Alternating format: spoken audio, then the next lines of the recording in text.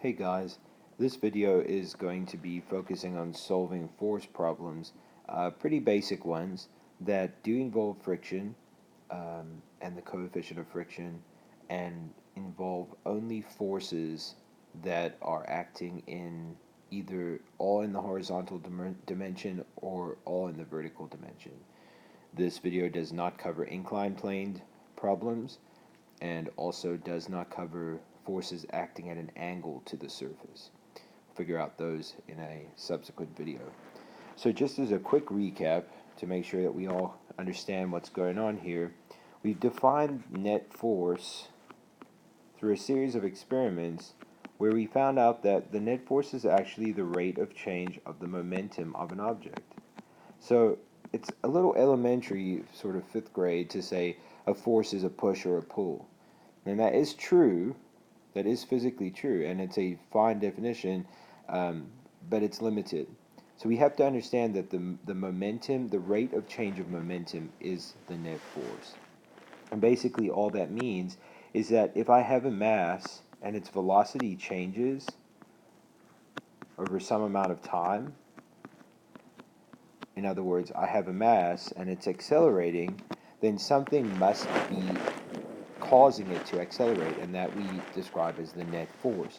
Now it's really important to remember that this is a net force, it's not a specific force. So we came about this by graphing momentum versus time for an object that was maybe changing a mass every time we changed its mass and saw what had happened to it, or perhaps we try to change its velocity, or maybe we have a momentum versus time graph that looks like this. This is a function where we could say the y variable momentum equals some number. Let's say 5. Remember the units are kilogram meters per second. What's the net force acting on this? Well, if we know slope to mean, and this is not mass, so remember this is slope. If we know slope to be the change in y over change in x, then on this graph that's change in p, momentum, over change in time, which is net force. So is there a slope here? The slope is 0, so that must mean that the net force is 0. Because we've defined the net force to be the rate of change in momentum, which is what the slope describes. Now, a lot of times people confuse that and they think that means that there's no force acting because it's 0. That just means that there's no net force acting, right? So we should probably then go and look further and decide, is this thing moving? Well, if it's moving, either something once upon a time acted on it and now it's not experiencing any other force, so it just keeps on moving and moving and moving at some constant velocity, hence the constant momentum. Or, in another case, if the line were down here, the object is at rest. So there may or may not be any forces acting on it. But the whole idea is that the net force is 0.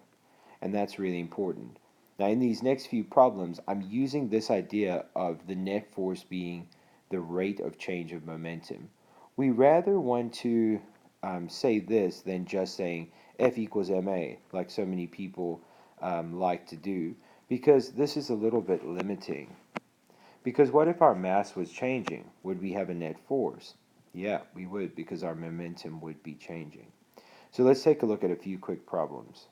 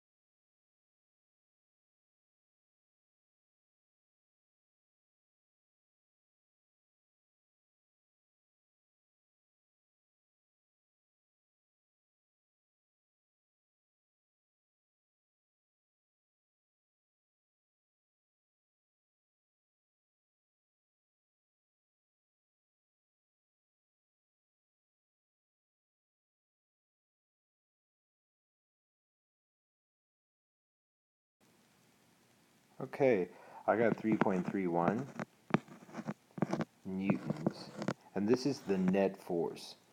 So if we think about it, well, there's only one thing that could be the net force, and that's friction. So F net equals friction, and so the friction must equal 3.31. Now, if this was a problem where there was a guy pushing the block continuously and it was experiencing friction, then I couldn't write that the friction's 3.31 if the numbers were all the same. The net force, 3.31, would be both the applied force and the friction, and I'd have to do something else to figure it out. The next part of the question asks, what is the coefficient of friction between the box and the surface? So let's move this up a little bit here to make some space. And remember, for B, our unknown is the coefficient of kinetic friction, mu k, and that is found through this relationship, which we have recently just modeled and created. That frictional force is found by the product of the coefficient of friction and the normal force. Okay, so let's plug everything in we know. 3.31 is our friction, mu is the unknown, and the normal force now we can see there is the same as m times g. So 0.5, and I'm going to make this easier on myself, times 10. So what I've got here ultimately is, do it over here on the side, 3.31 divided by 5, and that should give me mu, and that should give me 0.662. So you could say about 0.66, and there are no units because the newtons in the numerator are canceled, the newtons in the denominator to form 1. So this is a coefficient of 0.66, and that's pretty high for a coefficient of friction. So the box is experiencing quite a bit of friction, and it stops pretty suddenly. Remember, this number over here describes the surfaces in contact. So it sort of puts a numerical ratio on how those two surfaces interact texturally. Let's look at another problem. Alright, so this is a person drags a 200 kilogram refrigerator across a room at a constant velocity by tying a rope around it and keeping the rope parallel to the floor as she pulls. The coefficient of friction between the bottom of the fridge and the floor is 0.61. What is the tension in the rope? Okay, what do we do first? Yep, you guessed it, Freebody diagram. So I draw the refrigerator. Here's the tension for the rope. Here's my friction. I've got some mg, mass times gravity, mass times acceleration due to gravity, and I have a normal force of the floor pushing back up. Now, there's some very important word in here that I'm going to highlight, and that is that it is moving at a constant velocity. Constant velocity is very important. What does that imply? Constant velocity implies that the net force is 0, right? Because that means if you have a constant velocity, you have a constant momentum, which is like the graph I drew on the very first slide, which is just a flat line. So the net force now, we could say, is made up of tension, which I'm going to make positive because I usually make things pointing to the right positive in terms of vectors. And I have friction, which is pointing to the left, so I'm going to do plus negative friction or just minus friction, and that all equals 0 because the net force sums up to 0. So if T minus F equals 0, then T equals F. Cool. Okay, so how do I find the answer? What's the tension in the rope? Well, there's no way for me to find that except to solve for the friction, and by solving for the friction, I've ultimately solved for the tension. So the friction is going to be equal to coefficient of friction times the normal force. And we know that the normal force is also mg, so it would be coefficient of friction times mg. Now, the normal force is not always going to be mg. For these simple problems, the basic ones, it is true, but not always. So just be careful of that. Okay, let's make some room here. Okay, so we've got that tension equals friction, which equals mu times m times g. And those are all values that I have, so I can actually solve for the friction. 0.61. Okay, so let's see what we got here. So we've got this equals 0.61. Mass is 200 kilograms. And then I'm going to use 10 for acceleration due to gravity.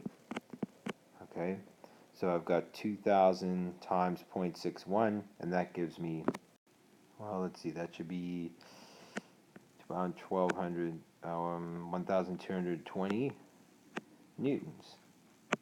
Okay, that's a lot of friction and a lot of tension. But we've solved it the right way, right? Because our understanding is that tension is congruent to friction, or forward equals backward force, because the net force has to be zero when the velocity is not changing or when the momentum is not changing. So let's do a quick summary slide. This will really help with problems. So if you look at anything again, it would be this last slide that I'm about to pull up. So here's a way that I kind of look at it. We have two states. We have what's called equilibrium, right? This is where forces equal each other, essentially. And then we have non-equilibrium. Let's abbreviate that. Equilibrium, there's two cases. There's when velocity equals zero, and therefore momentum equals zero. Or there is constant velocity, and that's where acceleration equals zero, right? So the momentum equals some number, and the velocity equals some number, but that's not changing. And because we define force as the rate of change of momentum, if momentum ain't changing, then neither is there a net force. So all of this, when you're at equilibrium, no matter what happens, you know that your net force, or your sum of your forces, equals 0 newtons. Now the non-equilibrium case, there's only really one. It's where you do have an acceleration, and the acceleration equals some number. The acceleration does not equal 0. This means that you have a change in momentum as time passes, which means you're going to have a net force. When your acceleration equals a number, you got to have a net force. That's going to equal some number. The net force in this case, when you're not at equilibrium, is not 0. So here's the little concept map I draw for every problem once I've drawn my free body diagram. What I do is I ask this question: equilibrium? Like, is this object at equilibrium? I got one or two answers, right? I got yes, and I got no. Yes happens if I am at constant velocity, aka constant momentum, or rest. No happens when I'm accelerating. This means then that my net force equals mass times acceleration, or mass times change in velocity over change in time. Sorry, I'm running out of space here. Change in velocity over change in time. On this side, my net force equals 0. Now, for this, what this means on the left side, if something's at equilibrium, then that's going to mean that the forward force equals the backward pointing force, or the upward force equals the downward force. That defines equilibrium. On this side, when you're not at equilibrium accelerating, that means the forward force is different than the backward force. Either one can be bigger. Sometimes that's true even if the upward and downward forces are equal, but they can be different too. For now, pretty much anything on a surface is not going to be coming up off the surface, so we really would only be dealing with these forces or these forces, really concentrating on those. So you could say that you're at equilibrium in the horizontal dimension, but not in the vertical, or, as in most of the cases we're doing, you're going to say, oh, I'm at equilibrium in the vertical dimension, but not necessarily in the horizontal. So do yourself a favor, kind of get this little concept map down. It'll make your life a lot easier. When you read a problem, say, hey, wait, is this at equilibrium? How do you know? Well, if it says constant velocity, then heck yes, you're at equilibrium. Or if it says the object's at rest, then heck yes, you're at equilibrium. But if it says no, you're not at equilibrium, or it just flat out says you're accelerating, then that means that you are not at equilibrium and you have a net force that's an actual number rather than a net force that is zero. Knowing that, you know that your forward and backward force are equal if you have a net force of zero. If you have a net force of some number, they're not equal because when you added the two vectors, you had a result. I hope that helps. Go ahead and do some of those practice problems and look back to the video if you need some help. A video of more complicated situations where you have forces at angles will be coming up pretty soon.